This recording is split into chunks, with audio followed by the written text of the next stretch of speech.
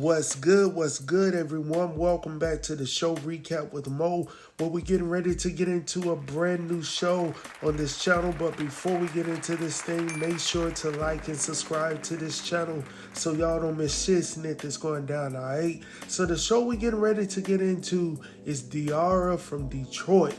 Now, let me say this before we get into it real quick, right? Because I know y'all ready to get into it. But my wife and I, we watched the trailers. I think there were 2 trailers on BET Plus that you could watch and, learn a little bit about the show. So once we watched it, though, we were like, oh, yeah, we're definitely watching the show.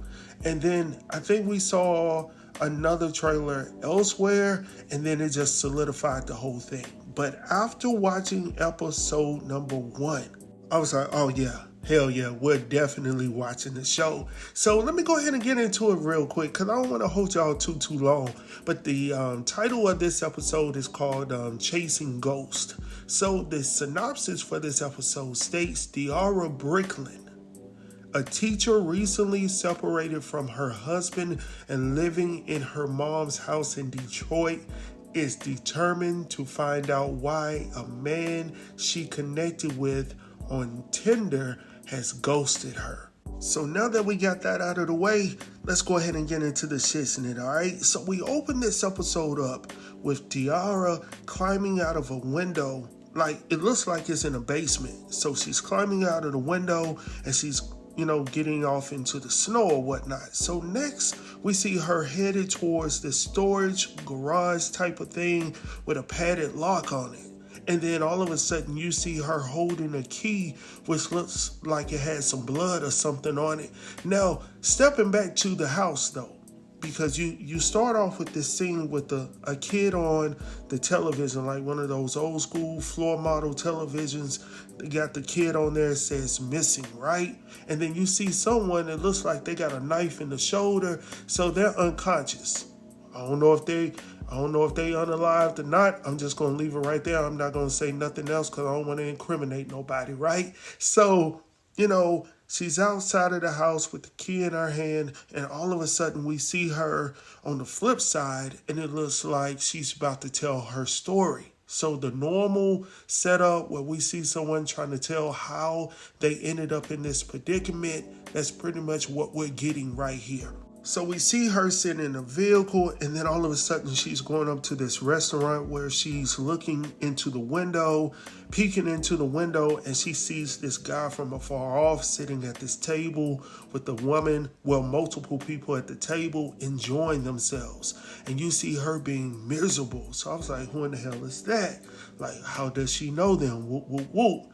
And at that time, I don't really know who the character is, but we know that it's Morris Chestnut.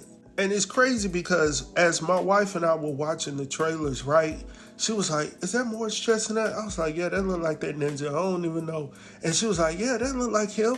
And she was like, oh, I'm definitely watching. And I was like, hold on, wait a minute. You don't want to watch it just because it's a great series, potentially? No, I just want to watch it because Morris Chestnut's in it. So I'm like, man, get up. Get up out of here, man. But anyhow, it is what it is, man. We like the shows for different reasons, so I guess I'll find something as well. But, moving on with the story. So we see that she's moved back to Detroit and she's getting robbed, like as soon as she's getting back to the city. And while she's in the process of being robbed, old boy begins to cough. Now, we know that there are 2 perpetrators in the house, right? One has already walked by, and then as she's walking down the stairs with something to, protect herself, there's a gentleman behind her that pulls out that boom boom and tells her to, go ahead and drop it. Go ahead and do what you need to do. Get up against the wall or whatnot. And then Diarra is like, look, whatever you're about to do, if you're about to boom boom me, look, let me go ahead and take this headscarf off so I don't look like Harriet. So I don't look like Harriet Tubman, right? On the crime scenes, right? So while old boy is robbing her, he begins to cough. And she was like, hold on, wait a minute. Is that Danger? Danger Johnson? And he was like, who is that? So he pulls up his scarf on his face and he was like, Diarra? So this Negro knows her.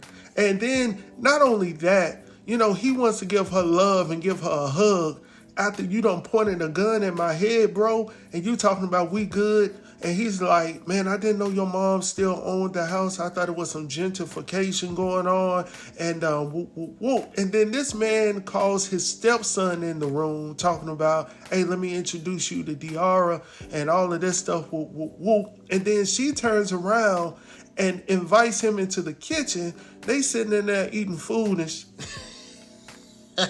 like catching up on good times. And Diarra is in there telling them about, her situation with her ex-husband, how she's going through a divorce, whoop, whoop, whoop.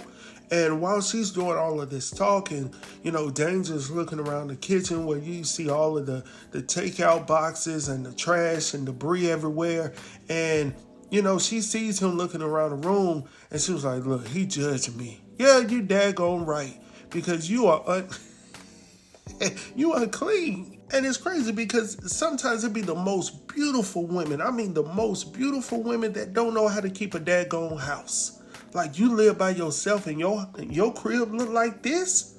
By yourself? Oh, hell no. And not only that, oh boy, Danger that was just robbing her or potentially getting ready to rob her suggested that she needed to go seek a therapist. And he actually told her that she should go see his therapist, to deal with her problems. And she was like, hold on, wait a minute. I don't need to see your therapist because obviously it's not working for you because you still out here robbing people. And I was like, you daggone right. Moving on from there. Next, we see Dee discussing her situation with her good friend T. Now, we find out T is one of the guys that work at the school with her as well. So the kids and everybody are in the gymnasium, and we see this police officer down on the floor with a dry erase board, and he's trying to encourage the kids to stay away from drugs. Make sure that, you tell somebody if you see something, whoop, whoop, whoop. So he has them repeating after him, that type of stuff, right? So going on from there, we head over to see Diarra at the crib vaping, right? And then she's actually going through the dating app, looking at the guys that she could potentially match with. Now, for some of y'all, maybe y'all could tell me how that process works. I've never been on an app or anything like that. So I think she's on Tinder because that's what the synopsis stated. So she's going through this app and she's looking at the guys, and actually her cousin is on there as well. So as she's going through there, she was like, no, I'm not really going to get into this because she's still feeling some type of way about the divorce with her ex, right? So while she's still on the phone, she scrolls over to the favorites where we see her husband is listed at the top as her favorite contact, right? And she really wants to touch it, click on it, but she doesn't do it. So going on from there, we see her flashing back to a time where it was she and her husband at the table and she was introducing herself to a couple at the table. And it almost looked like the same daggone restaurant. I may need to go back and look at it a little bit, but it looked identical, right? But anyhow, we head back over to the school where we see her the next day and there's a fight going on. There's a little bit of commotion. There's a little bit of rocking the boat going on in the hallway. So you know how those little in-school fights go down, and it's crazy because it takes me back to a time when I was in grade school and we had a coach there by the name of Coach Jameson. Anybody know Coach Jameson from Nashville, Tennessee? If he's still alive, man, listen, I would love to see him, man, because he did a lot of great things for a lot of us as young boys in the school, man, encouraged us. But the one thing that we all enjoyed about Coach Jameson was this. He wasn't getting in no fights. He was going to allow you to fight it out, get tired, and then he wasn't going to take you to the principal's office. He was going to allow you to sit there and talk it out. And he'll come up to us while we're talking, and he was like, so what did you learn from this situation? Or did you learn from this situation? And we appreciated that. And I'm saying all of that because that's exactly what Diarra's ass needed to do, but she did not do that. She stepped into the fight and ended up getting... she ended up getting popped in the face by the little dude that was doing karate. And I was like, hell no, man. And to make it even worse, when she went into the principal's office, the principal was like, look, boo, you doing too much. You're doing way too much. She was like, you know what they call you? Diarra is like, Miss Devoted? The principal is like, no, they call you Captain Extra. She was like, really? They don't say devoted? And she was like, no, they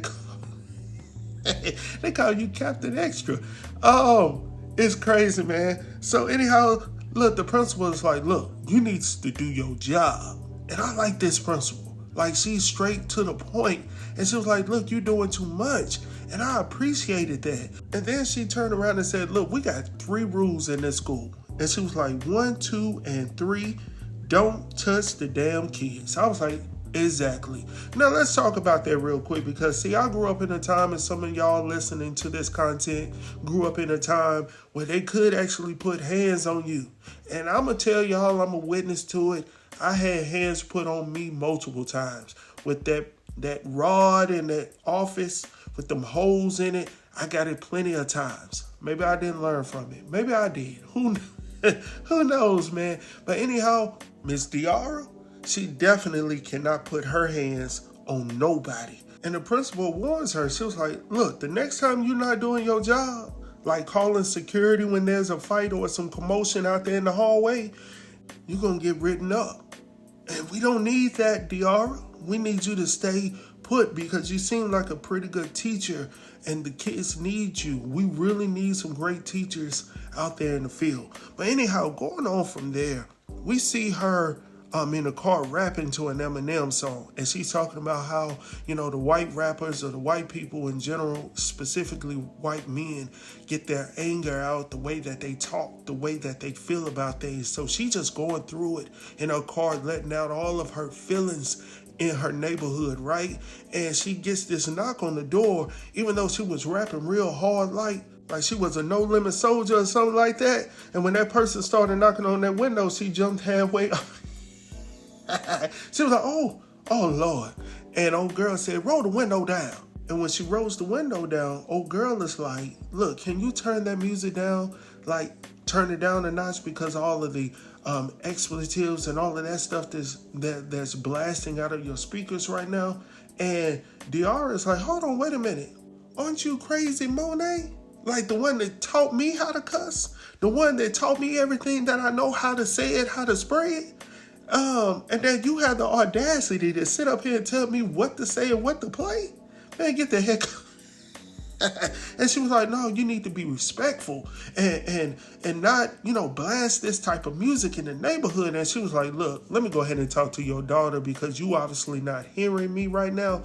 Little girl, your mother was a very bad influence on me. I just want you to know that. So as she's walking to the door, they're going back and forth. And then old girl was like, oh, so we're going back down memory lane? That's what you really want to do? She was like, well, I remember a time when you were married and you had a fine husband with a whole lot of money. But not only that, your boy Danger Johnson, the one that was trying to rob you the other night, is telling everybody in the daggone hood that you had to move back in with your mama. And you can't even keep that damn house clean.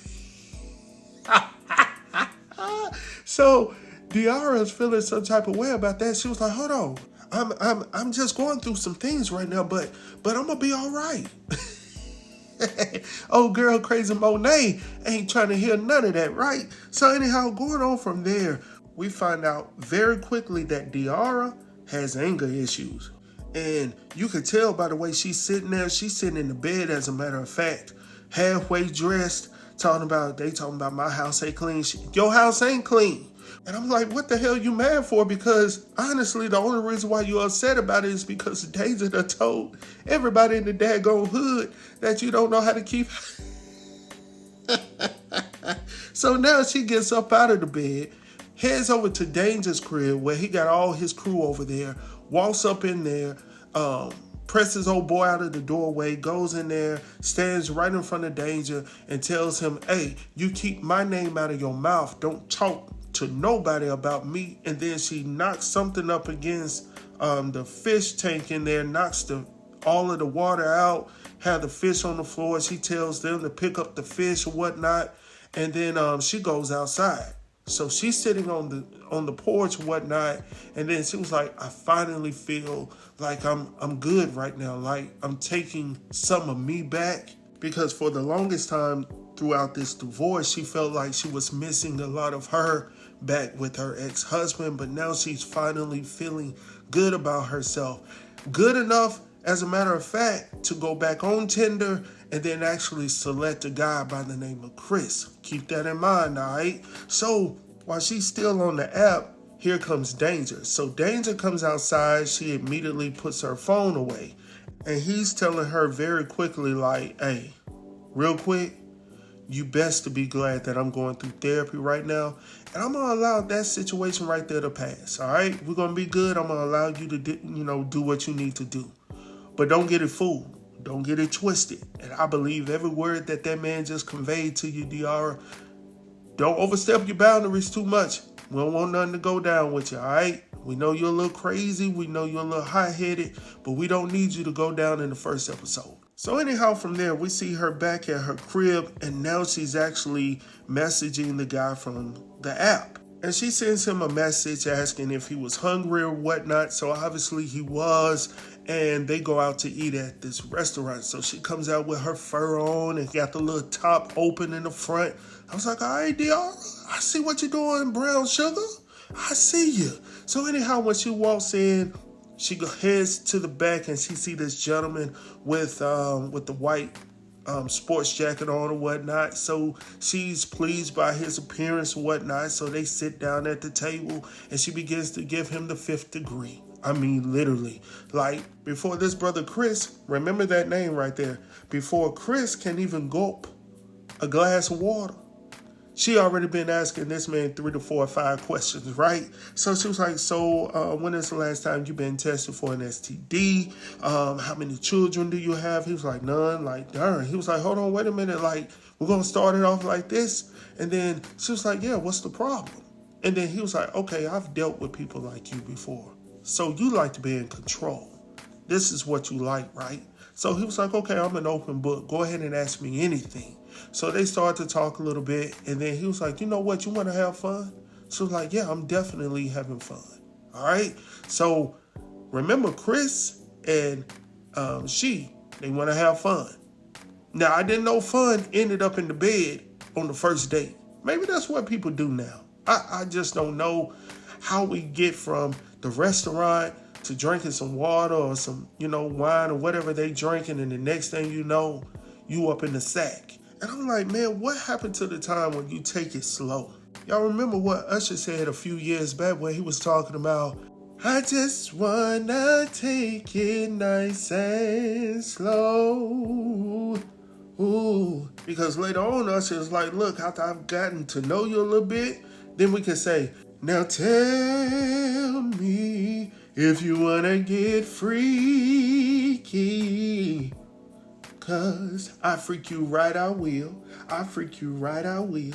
I freak you like no one could ever make you feel. After I've gotten to know you a little bit. Not after 30 minutes of chit-chatting at the table at the restaurant. Daggone. Let's put a ring on it. Let's do something. But anyhow, that's what they do. That's what they do.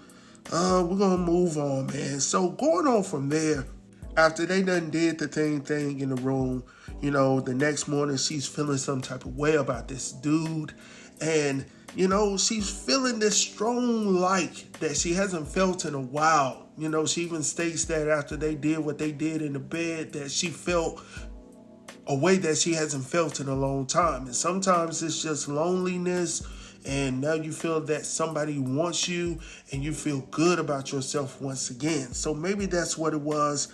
And we don't really need to get into all of what she was feeling at that moment, because I'm quite sure that it's going to come out as the show progresses, right? So going on from there, we see Diarra going over to see her good friend, Aja. I think her name is Aja or something like that. And she goes over, hold on, let me step back real quick, because Aja is fine.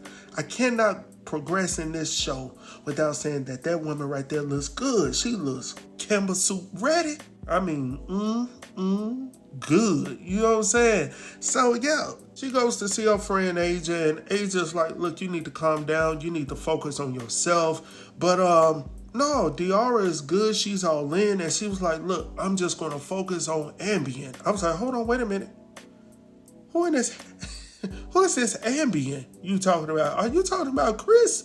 Because I thought his name was Chris. You talking about ambient? And she don't rename.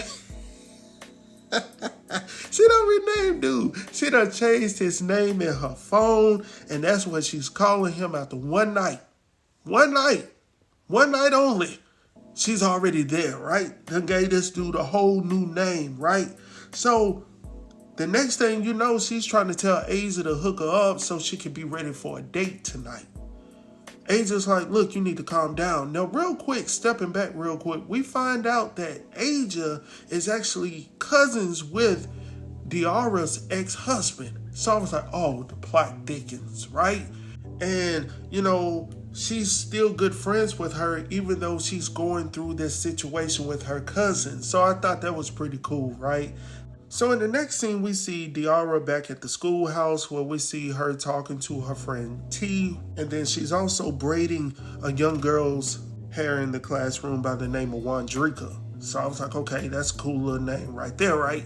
So they're telling her pretty much that he's ghosted her. She hasn't heard from him in 5 days. And she was like, it just seems strange because the other night she had texted him, talking about the date. Like, what's good? Are you good to talk? Are we going out tonight? Woo, woo, woo. So she never receives a response from him, which she found weird. And of course, when she's conveying this information to T as well as to Wandrika, they're both like, yeah, you've been ghosted. You just pretty much need to just let it go. All right? Let it go and let God. All right? So her friends take her out, and they're actually out at this restaurant. Now, she remembered Mofo's, a restaurant that, they talked about or whatnot. So, of course, they went to Mofo's, and she was pretty much staking out in there to see if he would show up in Mofo's, right? And as they're talking, she's trying to tell them what she's feeling, how she's feeling about the situation. And her friend Asia is like, look, enough is enough. AT, go ahead and give her the spiel. He tells her that she's in tree now, right? In tree now. Pretty much stating that, look, you were supposed to get into this relationship to get over your husband or your ex-husband, right? Your soon-to-be ex-husband. That's why you were supposed to be getting into this relationship, to get over him. But unfortunately, you've fallen for this guy that you met one day, slept with him one night, and now all of a sudden you head over heels for him. And Diarra is like, no, that's not what it is. It just still seems strange to her. So anyhow, going back, real quick, let me step back because I missed this whole point. When she initially went out with Brother Chris, aka Ambien, the name that she's given him, she stated to him, like, you look familiar. Like, have I seen you before? Or have we met before? And he was like, yeah, we met on the date, like tonight, And she was like, no, you just look real familiar, right? So keep that in mind. So anyhow, we head back over to the neighborhood where we see Crazy Monet outside with her family throwing snowballs and all of this stuff. And, when old girl gets home, Diarra gets home, she's saddened about all of the stuff that's going down. And then something happens, I forget what it was, and then she apologizes to Crazy Monet. And her husband is like, look, go ahead and handle that. Go over there and talk to her and apologize. Woo, woo, woo. So she goes over there and attempts to give her words of advice about getting through her divorce or whatnot. So long story short, she ends up going with her later on that night to a building that I thought was vacant. Because the way the building looked, it looked like there was nobody there, right? So anyhow, long story short, they're going to see this guy by the name of Chris. She wants to seek out an apology for whatever reason, right? So she goes to this apartment complex and real quick, she's getting ready to click on the buzzer to announce herself. But before she can click on the buzzer, there's a lady that's actually exiting the building. So instead of actually pressing the buzzer, she's getting ready to walk in along with Crazy Monet. Now, outside of the building, though, it looks as though somebody is watching them. So I was like, who in the heck is that? Like, Is somebody following them for a specific reason? We'll talk about that later, right? So anyhow, when they get into the building, they're able to get into the room without a key, which is already strange. It is pitch black in the room. I'm like, why in the heck are y'all entering a room that is vacant? Nobody in the room that you can see. It's pitch black. Black people don't do this. But anyhow, she decides to walk in. Crazy Monet is like, look, I'm going to stay right here. She's actually got the weapons inside of her purse, right? So she was like, look, I'm going to just stay right here. You good. So anyhow, Diarra decides to take her flashlight from her cell phone to look throughout the apartment. So when she walks in, she's immediately saying hello loudly for everyone to hear inside of the room. All right? Hello, Chris? Hello? Are you here? And no one is responding. But yet and still, Miss Diarra decides to continue on. So when she gets into this room, there's this closet. And for some odd reason, Diarra decides to open the closet and this bucket-naked man falls out, tied up with duct tape on his mouth. So of course, Crazy Monet comes in there after hearing the screams and whatnot. Old boy is screaming a foreign language. So they take the tape off. They still can't understand him because he's speaking, for what my television stated, he's speaking Russian. All right. So unless Diarra or Crazy Monet understood it, I didn't get it. So anyhow, they unleash him and he goes in there immediately out of the room without hesitation. He grabs this black tote bag from the other room. Diarra is trying to take it away from him, but he yanks it out of her hands and he walks out to another room. But he drops this dog tag on the floor with this emblem on it. So I was like, what the heck is that? So Diarra picks it up, and then from there we see them back in the neighborhood. So I was like, okay, what happened to the person that was outside watching everything? So anyhow, Diarra and Crazy Monet, they separate. Monet goes back home and Diarra goes to her crib, right? So while she's walking towards her doorstep, she hears her name being called from behind. When she turns around, there's this white man running towards her from behind, right? So anyhow, as she's running towards the door, she still doesn't have her keys out. And me as a man, if I'm going to a door, I'm getting out the car already with my keys ready to go. First and foremost, just in case a ninja got to run. Y'all not gonna catch me up like that, right? So anyhow, after running after her and she can't get into the house, so he's called her, right? And he says, look, you've been served. He gives her the papers. The documents are pretty much the divorce papers from her soon-to-be ex-husband. So now we know that Morris Chestnut, his character, is her ex-husband to be, right? So going on from there, I'm going to go ahead and skip to the end, man, because there was a little situation between the guy that was fighting earlier with the young guy and Wandrika. We find out that he likes her. That's the reason why he was fighting. He was actually standing up for her.